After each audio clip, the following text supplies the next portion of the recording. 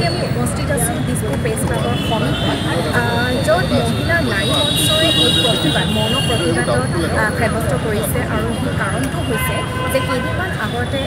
এখন আল্ট্ৰাকেয়াৰ diagnostic centre যিখনত এগৰাকী মহিলাই তেওঁ ইচিজি পৰীক্ষাৰ কাৰণে তেওঁ গৈছিলে কিন্তু তাতে যেতিয়া তেওঁ কাপোৰ যিটো সময়ত তেওঁ কাপোৰ সলাইছিলে সেই ৰুমটোতে CC কেমেৰা থকা বুলি তেওঁ কৈছে। গতিকে এইটো এটা ডাঙৰ অভিযোগ কাৰণ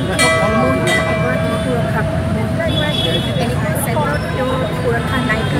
গতিকে তেওঁ পুলিচ থানাতো এইটো সম্পৰ্কে অভিযোগ কৰিছিলে কিন্তু ডায়েগনষ্টিক চেণ্টাৰখনে এতিয়াও সমান তেওঁলোকে এই বিষয়ে কোনো ধৰণৰ তেওঁলোকে সহযোগ কৰা নাই বুলি আমি গম পাইছোঁ। গতিকে ইয়াতে আজি মহিলা নাৰী মঞ্চই এই প্ৰতিবাদ তেওঁলোকে সাব্যস্ত কৰিছে আৰু মহিলাগৰাকীৰ লগত তেওঁলোকে সহযোগ কৰিছে। গতিকে ইয়াৰে দৃশ্য আপোনালোকৰ বৰ্তমান আমি দেখুৱাব বিচাৰিছোঁ। দুদিনমান আগতে আপোনাৰ ইণ্টাৰনেশ্যনেল ওমেন্স ডে গ'ল, তাতে মহিলাক কিমান সন্মান কিমান বঁটাৰে উপচাই দিলে কিন্তু সেই এটা দিনো সেই পাৰ্টিকুলাৰ দিনটোতো জানো আমি সন্মান পালো।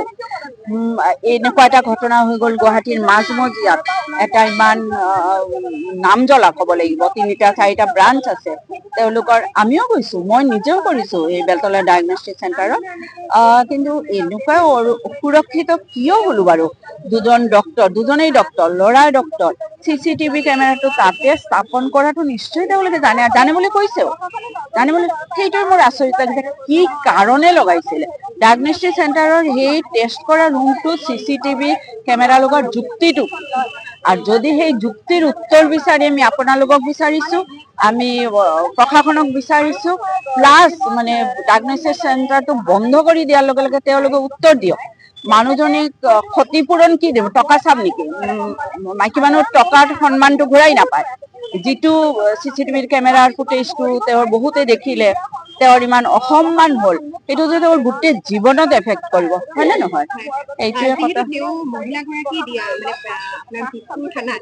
এটা তেওঁ অভিযোগ দিয়া বুলি কৈছে গতিকে পুলিচৰ পৰা কেনেকুৱা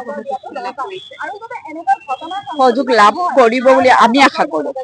নিশ্চয় প্ৰশাসনে যেতিয়া ডায়েগনষ্টিক চেণ্টাৰটো লাইচেঞ্চ পায় তেতিয়াতো গভৰ্ণমেণ্টৰ পৰা লাইচেঞ্চটো আছে লাইচেঞ্চটো ৰিনিউ হোৱাৰ আগতে গভৰ্ণমেণ্টে চাব লাগিব ন যে মানে এটা বোৰ্ড নিশ্চয় আছে মেডিকেল বোৰ্ড যি হওক তেওঁলোকে যে ৰুলছ এণ্ড ৰেগুলেশ্যনৰ ভিতৰত তেওঁলোক আছে না নাই গোটেই ফ'ল' কৰিছে নাই সেইখিনি চাব লাগিব না মাজে মাজে তেওঁলোকে ছাডেন ভিজিটো দিব লাগিব বা ইমান যিহেতু ঘটনা হৈ আছে গুৱাহাটীৰ মাজমজিয়াত সেইকাৰণে প্ৰশাসনকো আমি অনুৰোধ জনাইছোঁ মানে